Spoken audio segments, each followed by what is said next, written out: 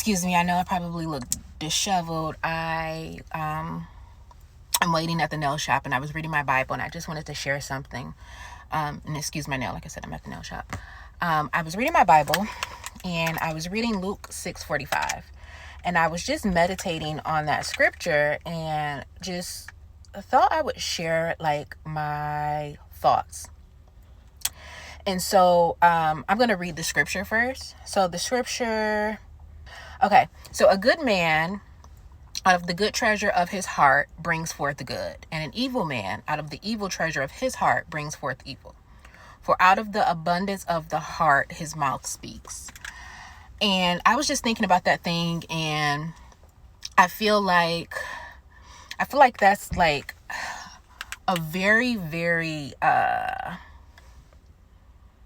it's saying a lot. Like that scripture, that verse is saying a lot. And it really made me think about not only what comes out of other folks' hearts and where their heart, or out other folks' mouths and where their heart is, but what comes out of my mouth and where my heart is. Like, what is my heart posture?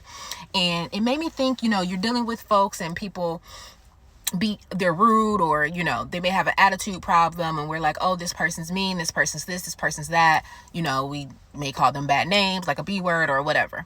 But really, I think we should be examining what is in their heart, because out of an abundance of the heart, the mouth speaks. And when you start to examine someone's heart, it gives you, it makes you want to have a little bit more grace and mercy, because you start to think, well, what affects the heart, right? Hearts aren't mean. Hearts are hurt. Okay. So if someone is spewing forth evil or negativity or, bad things, don't think about that person as saying that. Think about their heart as saying that, and it makes you think, well, wow, what is in your heart that's making you spew forth these things? And it also makes, when you think about it that way, it makes you react differently, because the Bible also states that a soft answer turns away wrath. I promise, like, if I ever share anything again, I'll have my scripture. But because I just know what the Bible said, I don't know where stuff is. But a soft answer turns away wrath. So when you take those two things into consideration, when you're dealing with folks and maybe they're not being the most pleasant, the most cooperative, have grace, right? Because as a Christian, we're literally little Christs. We're supposed to be the salt of the earth. Okay. And so okay, I'm back. So, what was I saying? So it makes you, you're dealing with someone and they're not being the most pleasant. You automatically want to give back what they're giving. But as Christians, we're not called to do that. Right. And I mean, and just as people, that's why you wanna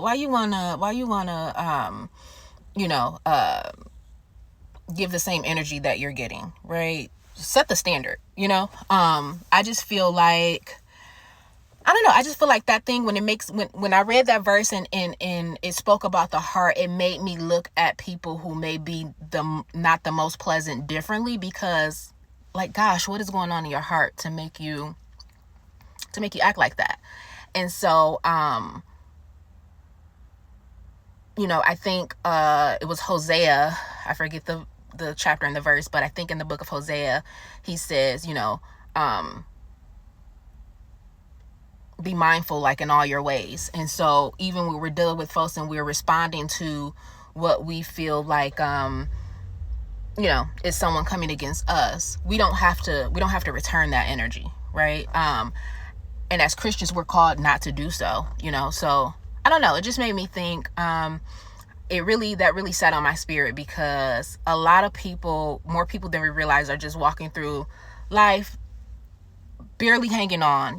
People are hurting. People are dying on the inside and smiling on the outside. People that you'll never know are at the edge, of everything. And, they may not be the most pleasant to deal with, but just you being a light, smiling, returning their wrath with softness and grace and mercy could turn everything around for them. So, yeah, that's it.